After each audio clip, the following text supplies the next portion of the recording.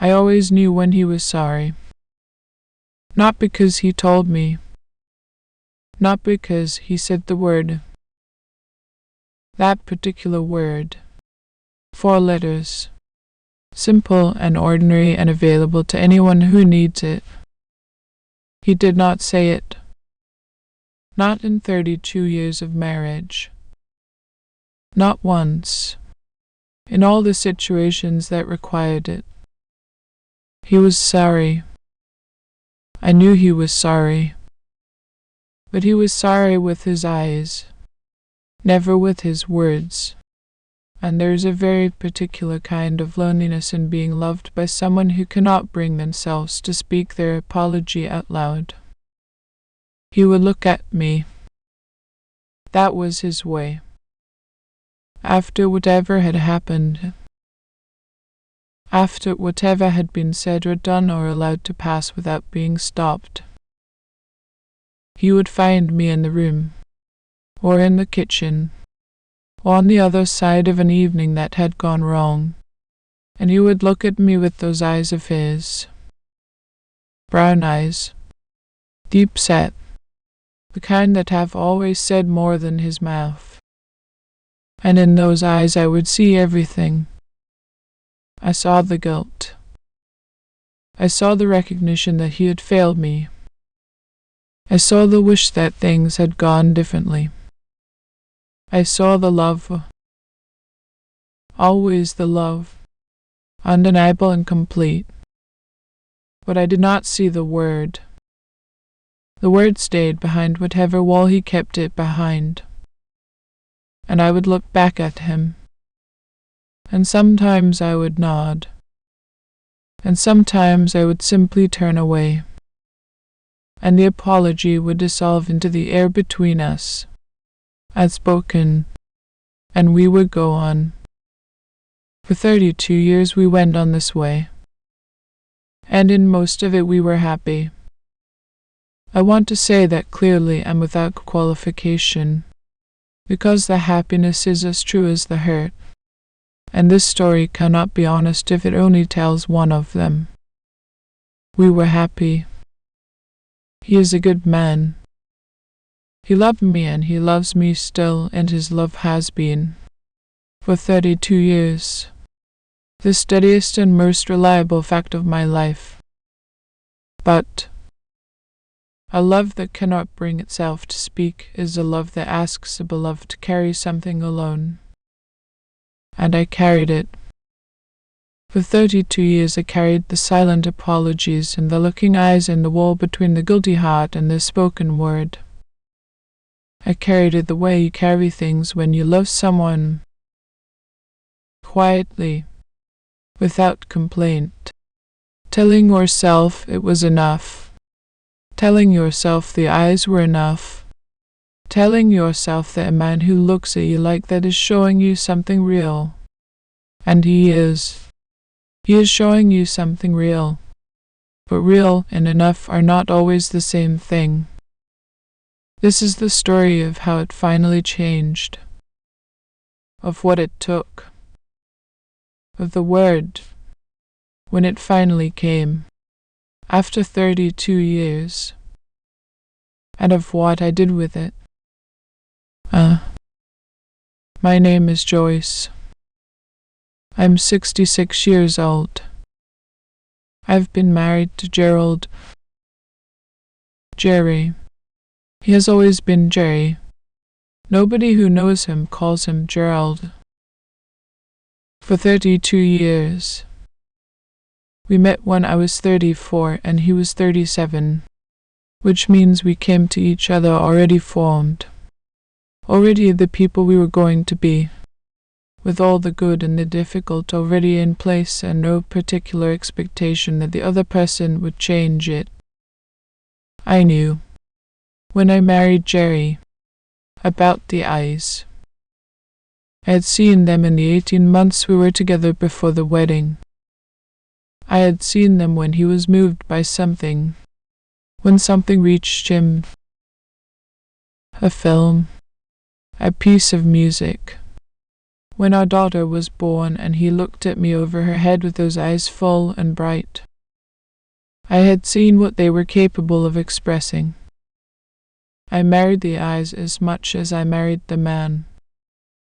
What I did not know, when I married him, was that the eyes would also be doing work they should not have had to do.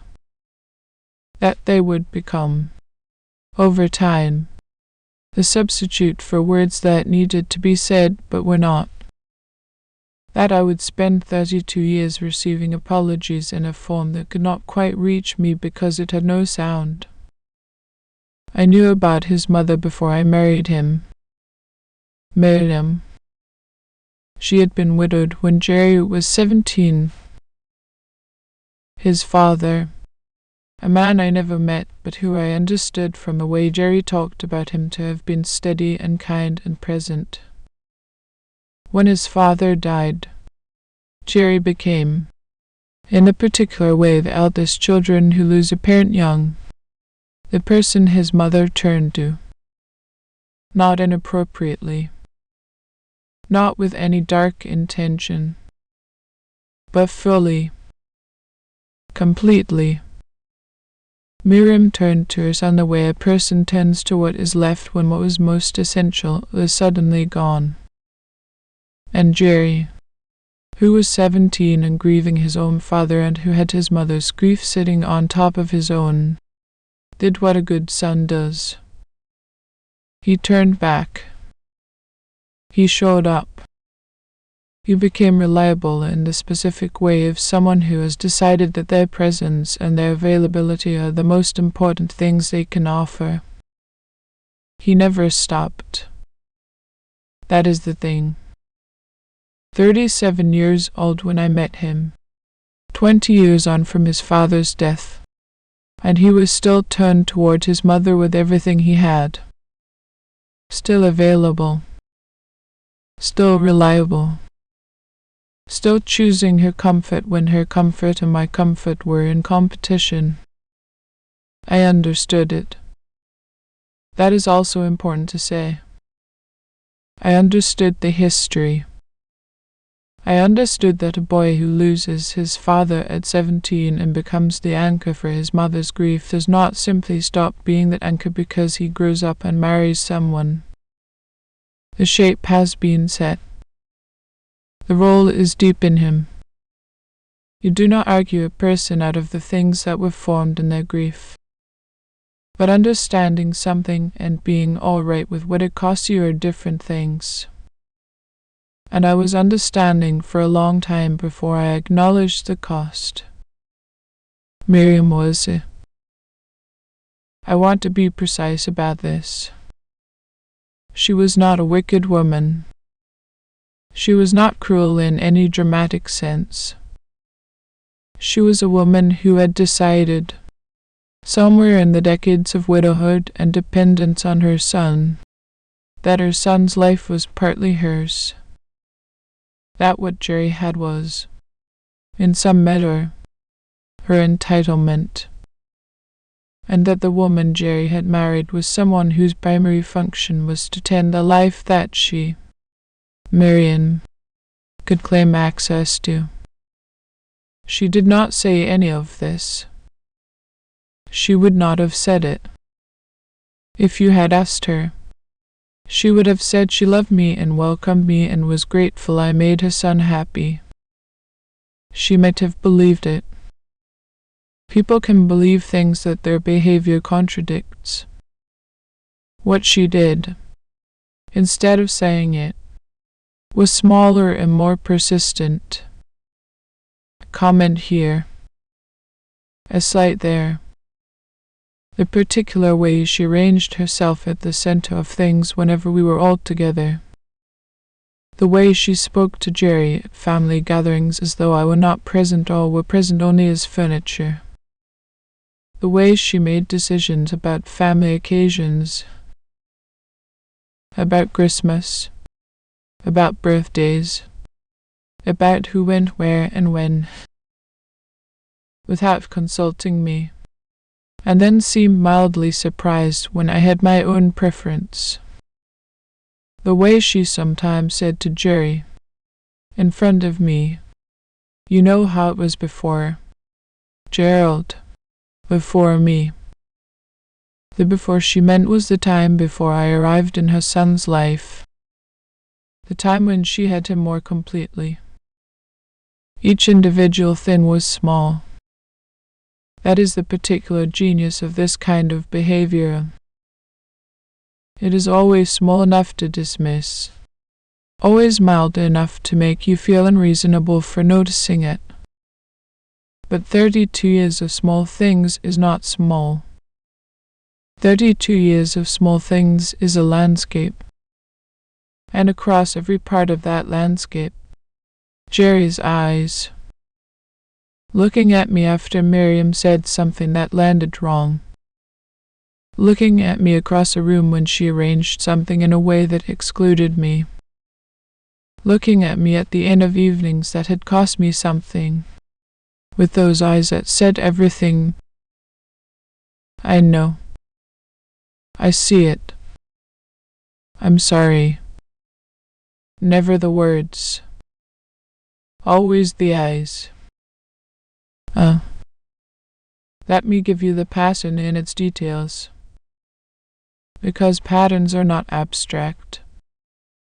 They are made of specific moments and specific words and specific looks. And without the details, they stay at the level of complaint rather than the level of truth. The first Christmas. We had been married 8 months. I had been cooking for days. The kind of Christmas preparation that is also an act of love. The particular love of wanting everything to be right for the people around the table.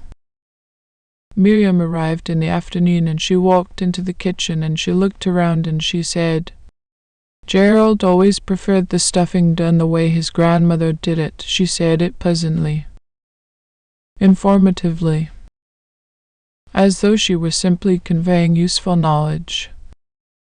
I said, "What way was that?" She said, "Differently from this." She looked at the dish on the counter.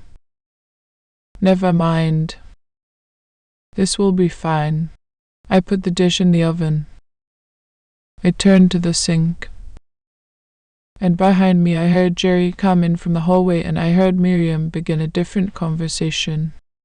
And after a moment I looked over my shoulder and I found Jerry's eyes. And in them I saw the whole first Christmas. Compressed. He looked away first. The birthday that Miriam told the family we were coming to her house, when we had already made other plans. She did not consult us. She simply told everyone that Christmas was going to be at hers. "Jerry and Joyce are coming. It is all arranged." I found out when Jerry's sister Barbara called to say she was looking forward to seeing us. Jerry came home that evening and I said, "Barbara called." He went quiet. And then he looked at me. I said, "Did you know?" He said, "She mentioned she was hoping we'd come." I said, "She told Barbara it was arranged." He looked at the window. He came back to me. Those eyes. I said, "Jerry, tell me what you want to do." He said, after a long pause, "I think it would mean a great deal to her, so we went." And it did mean a great deal to her. And we had a perfectly pleasant birthday, and Miriam was warm and generous in the way she could be when she had what she wanted. And on the way home in the car, Jerry reached across and put his hand over mine on the gear shift, and he looked at me, and there it was. I said, "It's all right." It was not all right. But what else do you say? What else is there? When the eyes have said everything and the words are not coming. The year Diane was born. Our daughter. The most important thing that had ever happened to either of us. The arrival that reconfigured everything. The event that was ours completely and entirely, and which no one could take from us. Miriam arrived at the hospital with Barbara and two of Jerry's cousins who I had met perhaps 3 times. And she sat in the room and she held our daughter and she told everyone in a voice that carried clearly across the ward that she was the image of the family. Not of me, of the family. As though Diane had arrived from one direction only. And she talked. She talked about Jerry as a baby. She talked about the family line. She talked about names. Whether Diane was a family name, why we had chosen it. We'll be sure. There was a perfectly good tradition on Jerry's side. She held my daughter and she held the room, and I lay in the hospital bed having just done the most extraordinary physical thing I had done in my life, and I was in that room, peripheral. Jerry was on the other side of the bed. And at some point I looked at him and he looked at me, and there were the eyes. Overwhelming. Drowning in apology. He knew. He saw it. He was sorry. He did not say anything. Not to me. Not to his mother. He was sorry with his eyes. And his mother held our daughter and talked about the family line. And the room went on. Helen, who has been my friend for 30 years and who was one of the first people to visit us after Diane was born, said to me once, several years later, when I had told her some of it, not all of it, she said, "Joyce, what does Jerry say when you tell him how it makes you feel?" I said. "He looks at me," she said. "What does that mean?" I said. "It means he knows. He understands. He is sorry. He just can't seem to say it," she said. "Can't or won't?" I thought about it. I said, "I think it's can't. I think there is something in him that locks around the word. That makes the speaking of it impossible. As though saying it would make it too real. As though the eyes allow him to be sorry and still not quite fully accountable." She said, "Is that enough for you?" I said. "It has had to be," she said. "That isn't the same thing," I said. "No, it isn't. I want to tell you what it costs. Carrying a silent apology for 32 years. It does not break you. I want to say that clearly, because I am not a broken woman.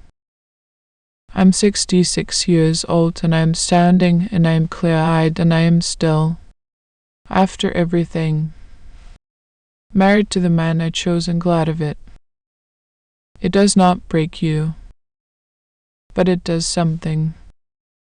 Something that is harder to name than breaking. It makes you doubt your own perception. When the apology comes only through eyes, and never through words, you can always tell yourself, perhaps I misread the eyes. Perhaps what I thought was sorry was something else. Perhaps I imagine the slight, and the eyes are just the way he looks at me. Perhaps I am too sensitive. Perhaps the thing that happened was not as significant as I thought it was, and my reading of his eyes as apology is me projecting meaning onto something that does not mean what I think it means. This is the particular cruelty of a silent apology. The spoken word is verifiable. When someone says, "I am sorry," they have confirmed that a wrong occurred. They have confirmed that they know it occurred. They have confirmed that they accept some responsibility for it. The spoken word closes the loop. It says yes. This was real. I saw it too. I know. The eyes say nothing. The eyes can be interpreted. And when you are the person who has been hurt, and you are also the person who loves the person whose eyes are speaking, you will work very hard to interpret the eyes charitably. You will tell yourself you are perhaps misreading them. You will doubt your own hurt. You will absorb the thing that happened and add to it the doubt about whether it happened. And you will carry both. I did that. For 32 years. I carried Miriam's small, persistent unkindnesses. I carried Jerry's failing to speak to her about them. I carried my own doubt about whether I had a right to feel what I felt. And I carried the specific loneliness of a woman who is loved by a man who watches her be hurt and does not use his voice, and who comes to her afterward with everything in his eyes and nothing in his words. The carrying had effects. I became more careful about what I said at family occasions, more measured, more managed, less myself. Because the lesson of 32 years of small slights is that you cannot fully relax into spaces where you have been made to feel peripheral. You arrive guarded, no matter how many times you try to arrive open. The guard is the product of experience, and it is not irrational. It is simply what happens. I became, over time, slower to tell Jerry difficult things about family occasions. Not because I stopped trusting him, but because telling him required a response from him. And his response was always the eyes. And the eyes were not enough. And I had grown tired of receiving not enough with gratitude. Our daughter Diane noticed. She is 38 years old and she has her father's eyes. The same quality of expressiveness, the same depth. And she has my tendency to name things directly. The combination produces a person who sees clearly and is willing to say what she sees, which has made her occasionally uncomfortable to be around and permanently valuable as someone to talk to. She noticed the dynamic. She had been watching it her whole life, not consciously, not with analysis, but absorbing it the way children absorb the weather of their parents' marriage. And she noticed it differently as she grew older and began to understand what she was seeing. She came to me once, perhaps 10 years ago, and she said, "Mom, does Dad ever actually say sorry?" When Grandma does something, I looked at my daughter, at 28 years old, asking a question I had been living with for 22. I said, "He shows me," she said. "Shows you how?" I said. "He has a look." She was quiet for a moment. She said, "Is a look enough?" I said. "It has had to be," she said. "That isn't," I said. "I know." "Diane," she said. "Have you told him?" I said. "He knows," she said. "Has he told you he knows?" I looked at my daughter, and I thought she is going to be the one who changes this. Not today. Not yet. But eventually. She is the kind of person who finishes things that other people have left unfinished. It is one of her most characteristic qualities, and it comes, I think, from watching her father not finish things. I said, "Not in so many words," she said. "Mom," I said, "we are all right." "Diane, don't worry." But I could see that she was worrying. and I could see that she was filing it. The way she filed things carefully for later use. Miriam died in March. She was 87 years old. She had been ill for the last 18 months. Not one specific illness, but the compound, accumulated illness of a body that has been going for a very long time and is slowly, gracefully, coming to its end. She was in a care home for the last 8 months. A good one, comfortable and well staffed, where the people who cared for her were patient and kind. I visited her. I want to say this plainly because it matters to the story. I visited Miriam in the care home regularly, alongside Jerry and sometimes without him.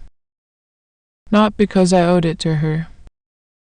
Not because she had been kind to me in any way that merited it, but because she was my husband's mother.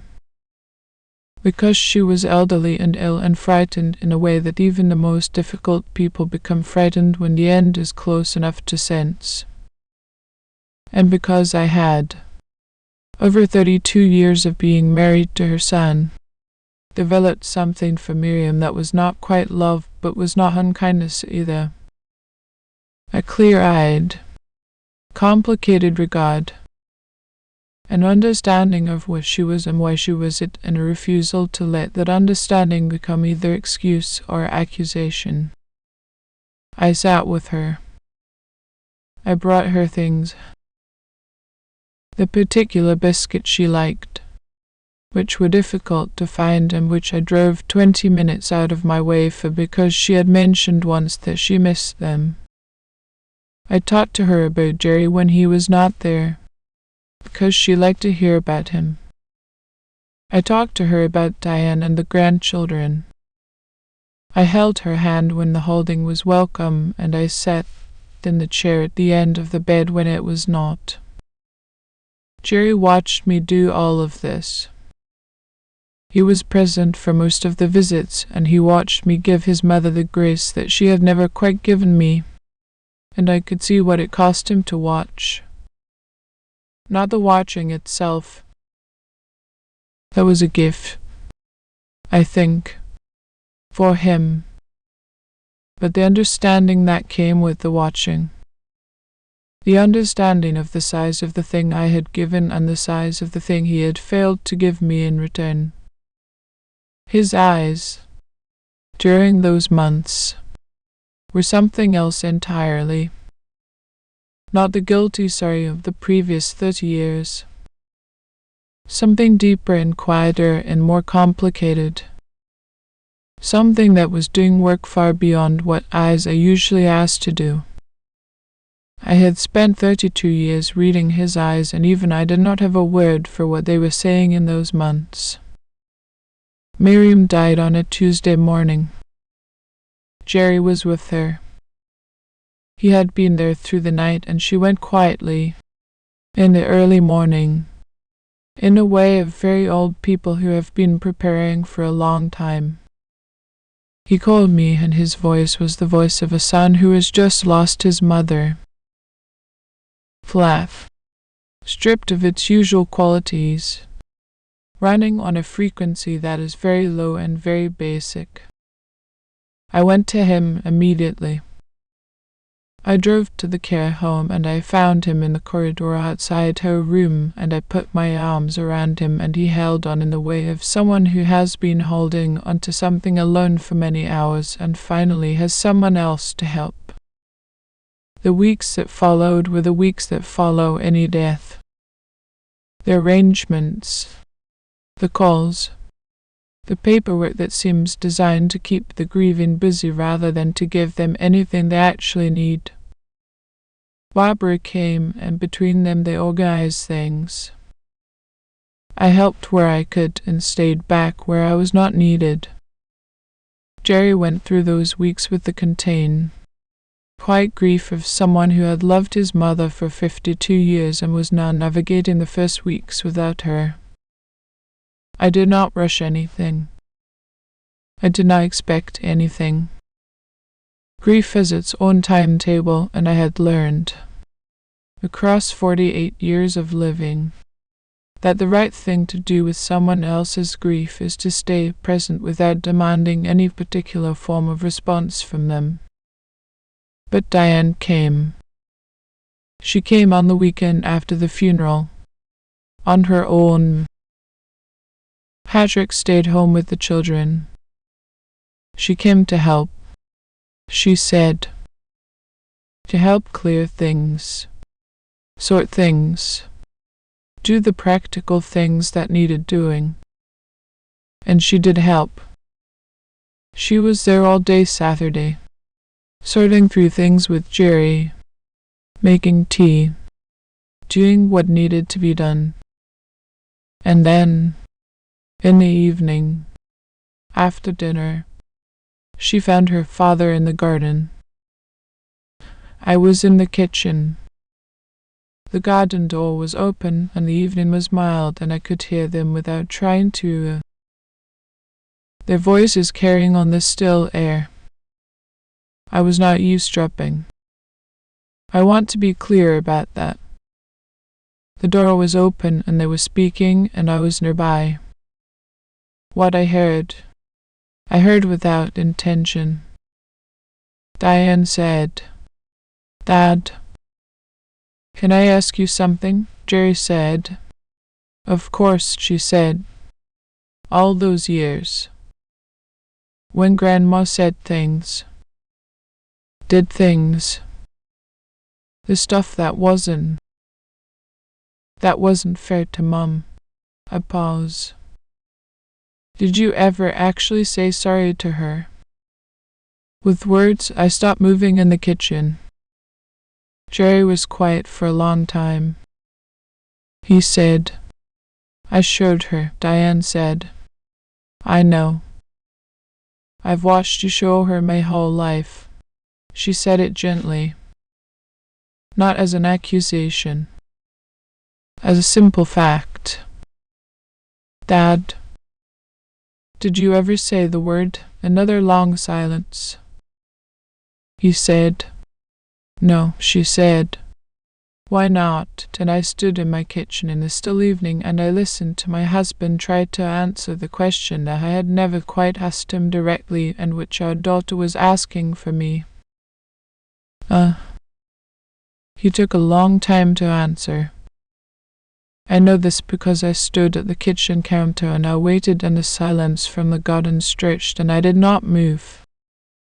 Then he said, because saying it would have meant choosing, Diane said, "Choosing," he said, "if I said sorry to your mother, if I said it properly, with words, in a way that she could keep, I would have had to say what I was sorry for. And saying what I was sorry for would have meant saying out loud that my mother had done things she shouldn't have done. To the person I love. And I couldn't." He stopped.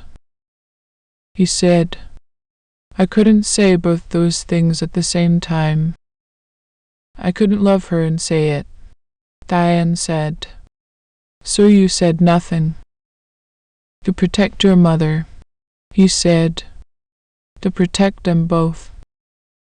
I told myself that if I didn't make it real with words, it would be smaller, more manageable. If I showed your mother with my eyes that I saw it and I was sorry, she would know without it having to become a thing that we all had to live with. Diane said, quietly, but she lived with it anyway. "Dad," he said. "I know," she said. "She just lived with it alone," he said. Yes, she was quiet for a moment. Then she said, "Grandma's gone now. You can't protect her from it anymore. And Mum is still here. And she has been carrying something for 32 years that you have been asking her to carry by herself. And I think she stopped. She said, I think you need to say the word. The actual word. The her. In a way she can keep. Jerry said. I don't know if she said. Dad, she said it the way I say things when I have decided something. With absolute clarity. With love but without softness around the clarity. She gave Grandma the biscuits she liked. She drove 20 minutes out of her way to get them. She sat with her and held her hand, and she did it for 32 years without you ever saying a single word that told who saw what it cost her. She paused. You need to say the word. More than one word. Probably. But at least the word. I turned back to the dishes. I ran the water so they would not know I had heard. Jerry came inside 20 minutes later. Diane had gone to bed. She was leaving early in the morning. The house was quiet in a particular way houses go quiet after a day of many people moving through them. He came to the kitchen. I was at the counter. He stood behind me and he did not say anything for a moment, and I kept my hands in the water because I did not know what was coming and I needed something to hold on to. He said, Joyce, I said. Yes, he said. Will you come and sit with me? I dried my hands. I turned around, and he was standing in the kitchen with those eyes of his. But different. Not the usual sorry eyes. The apologetic eyes that said everything and nothing. These were eyes that had decided something. Eyes that had chosen, finally, after a long time of not choosing, to go all the way. I followed him to the sitting room. We sat on the sofa, not at opposite ends, but close, the way we had always sat when something needed to be said between us. He turned toward me. He was 69 years old with his father's hands and his own eyes and 32 years of marriage and his mother nearly in the ground. And he said, I need to say some things to you. I said, all right, he said. I need to say them properly. With words. Not with. I know about the eyes. I know what I've been doing for 32 years. Diane said it to me and she was right, and I think I knew she was right long before she said it. I waited. He said, I am sorry. Joyce.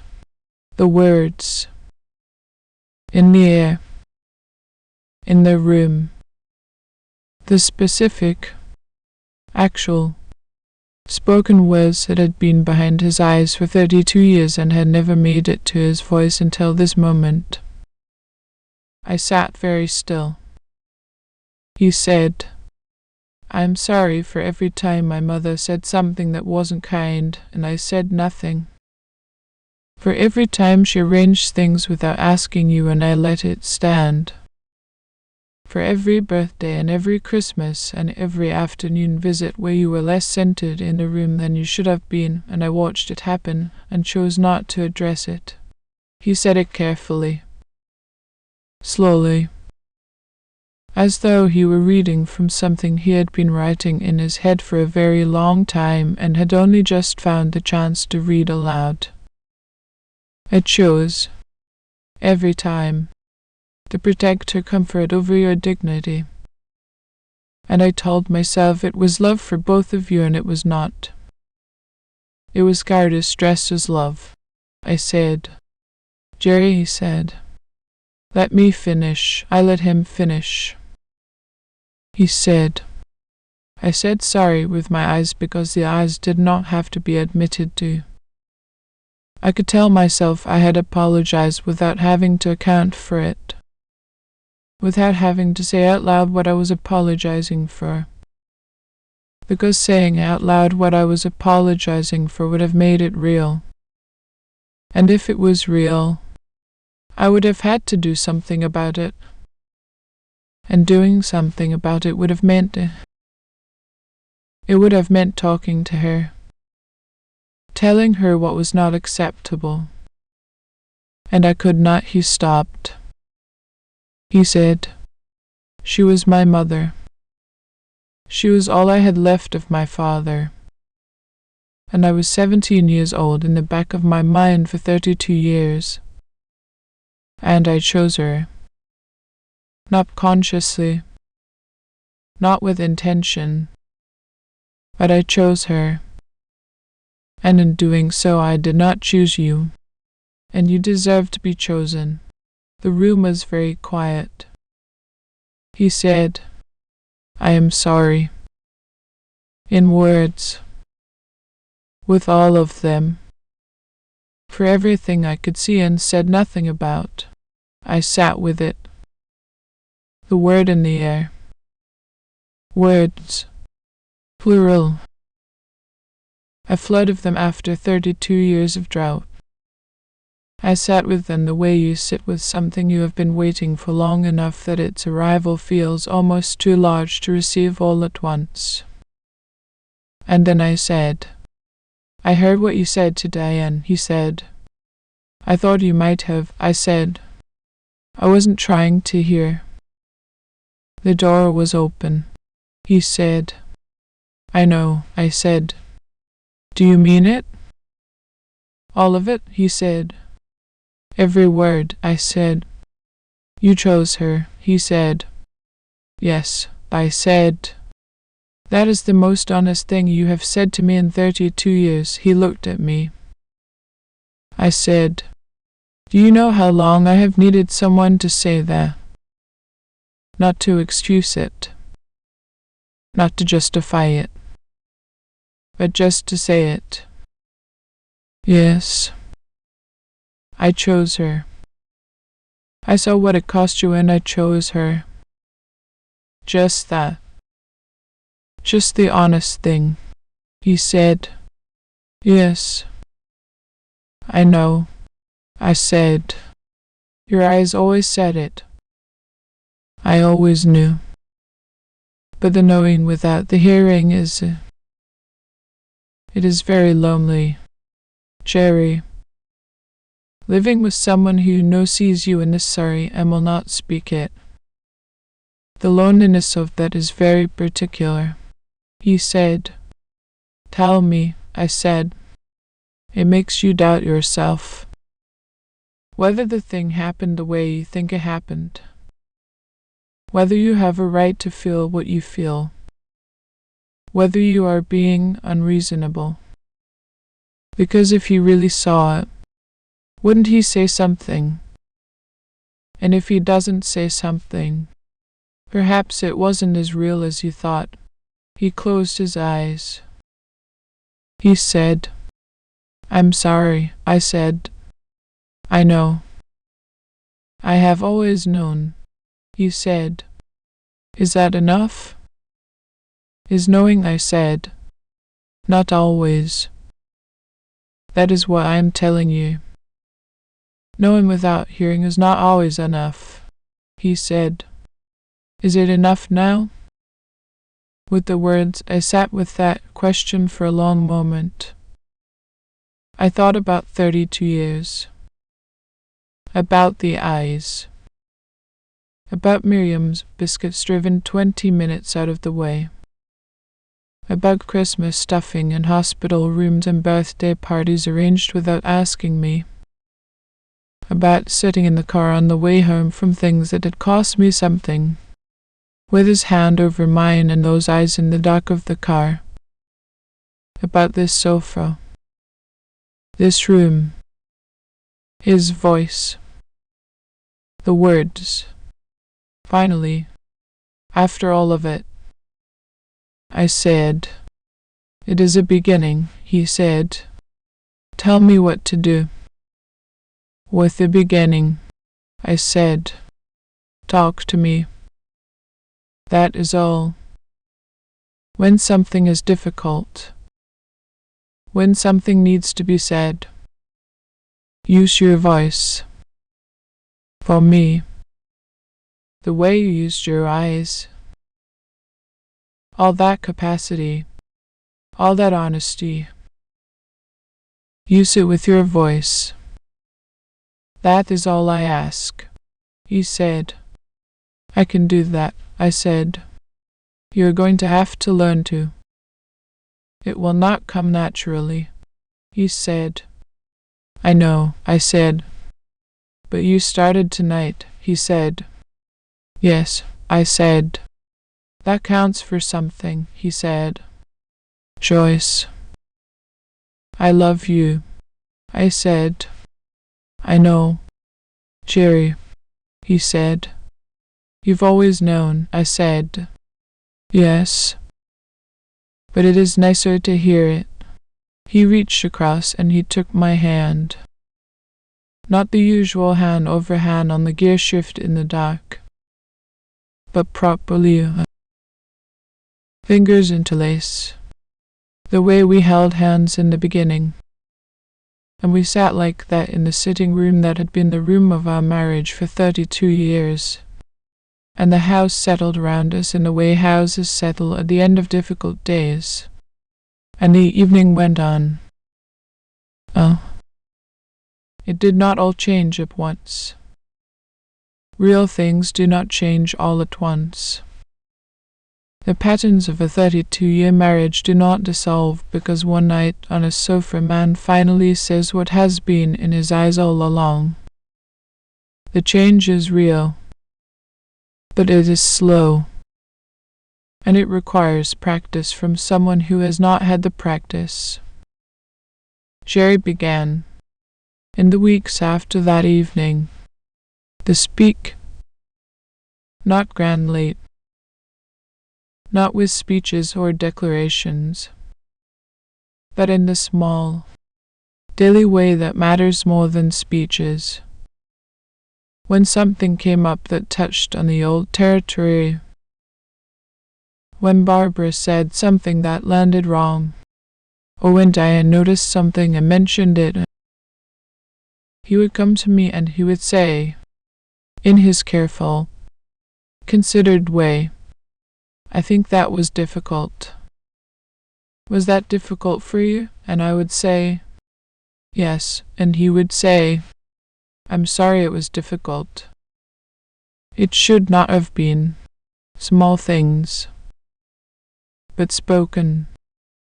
In the air. Verifiable. Real. The first time he said it.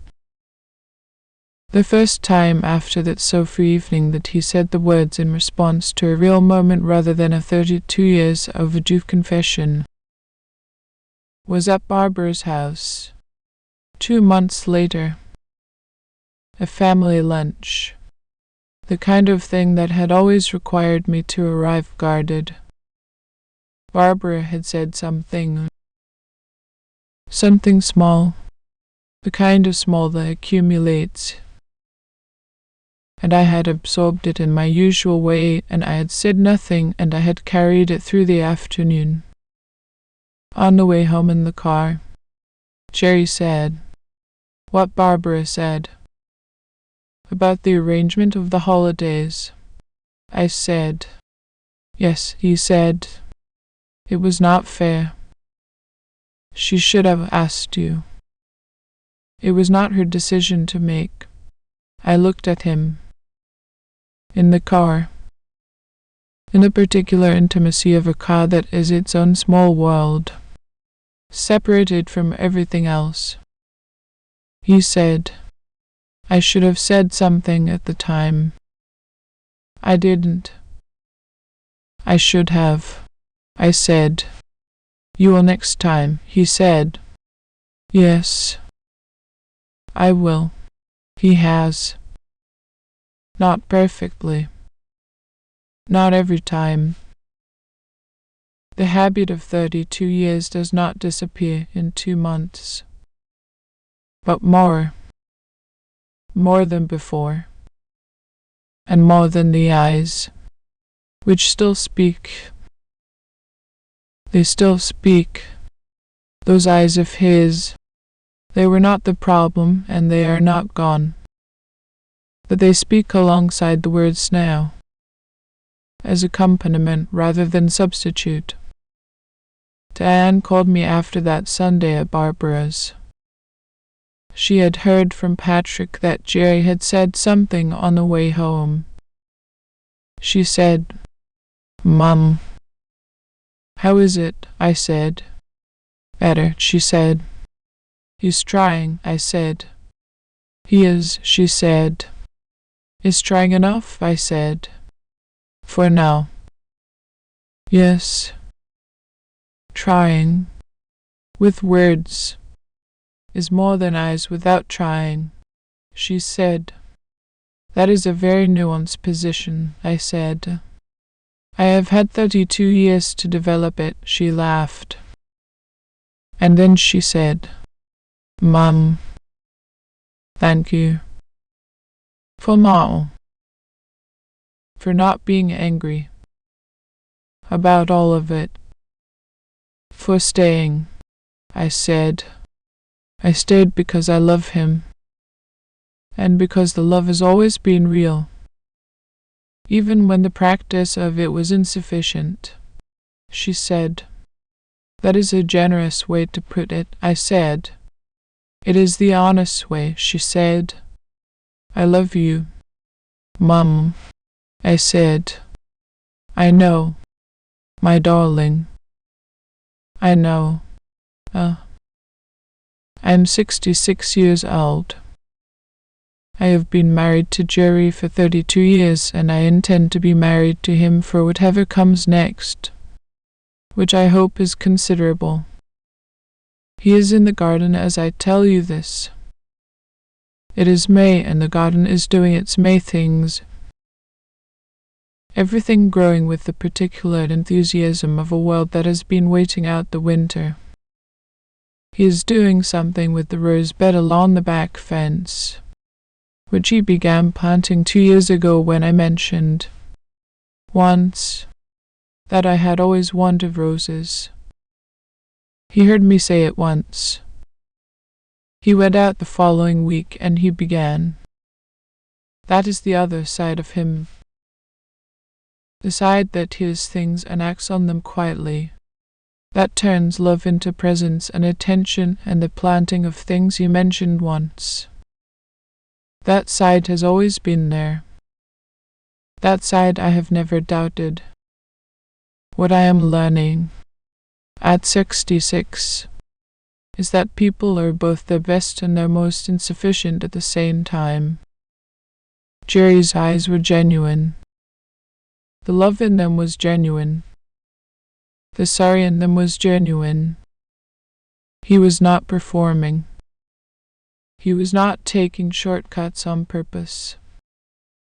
He was doing the most he knew how to do with what he had. And what he had was a 17-year-old boy's grief turned into a lifelong inability to let the people he loved collide with each other in ways that required him to choose. Understanding that does not make the 32 years lighter. It does not retroactively provide the words that should have been spoken. Understanding is not absolution. But it does allow me to stand here, at 66, and hold both things, the hurt and the love, without one destroying the other. What I want to say to you, to the women who know those eyes, who live with a partner who is sorry with their face and silent with their voice, who have learned, over years, to read the look and tell themselves it is enough because the alternative, demanding the words, insisting on the actual accounting, feels too large and too dangerous for a life you want to keep. The words matter. I need you to hear that. The words are not just words. They are the difference between being witnessed and being guessed at. They are the difference between a hurt that is named and a hurt that is suspected. They are the difference between carrying something with company and carrying it alone. The eyes that say sorry without the mouth following are asking you to do half the work of the apology yourself. To interpret the guilt, to confirm the wrong, to forgive what has not been admitted. And that is too much to ask. Even if someone who loves as well as you love, you are allowed to ask for the words. You are allowed to say, I know what your eyes are telling me and I need your voice as well. Not as an ultimatum, not as a threat, but as the truth of what you need from someone who has pledged himself to know you. And to the Jerrys of the world, to the men who carry their sorry in their eyes and cannot bring it to their tongue, I want to say she knows. She has always known. The eyes give you away completely, but knowing without hearing is lonely. It is the specific loneliness of being loved by someone who will show you everything and say nothing. And she has been in that loneliness for longer than she should have had to be. Use the word. It will feel like more than it should feel like. I know, because Jerry told me so. It will feel like an exposure, a choosing, a making real of something you would prefer to leave ambiguous. It is all of those things. Do it anyway. The person waiting for it has been waiting long enough. Tonight we are going to eat dinner at the kitchen table. Jerry will come in from the garden when I call him, and he will wash his hands at the sink, and he will sit at his place, and I will bring the food, and we will eat together in the way we have eaten together for 32 years. And at some point in the evening he will say something small, about the garden or the news or something Diane said on the phone. And I will respond, and he will respond to that. And the conversation will go back and forth between us the way conversations go between two people who have had 32 years of practice. And at some point he will look at me. Those eyes. Still those eyes. They have not gone anywhere, and I would not want them to. They are still the eyes I fell in love with. Still the eyes that say more than most people's voices. But tonight, and tomorrow, and all the days we have left, the eyes will have company. They will be accompanied by the voice that is learning, slowly and with genuine effort, to say what the eyes have always shown. It is enough. It is more than enough. It is what marriage can be when both people are willing to be honest about what it has cost and willing to do differently going forward. Not perfect, not rewritten, but honest. And honest, I have found, is the only foundation that lasts. I am going to call him in from the garden now. He will come in with soil on his hands, and he will wash them at the sink, and he will look at me over his shoulder while he does, with those eyes that are still doing their work after all these years. And then he will say something. He will say, "How was your afternoon?" Or, "Dinner smells good." Or, "Did Diane call?" Something small. Something ordinary. Something that is, when you have lived long enough to understand what ordinary is worth, everything. And I will answer him, and the evening will begin.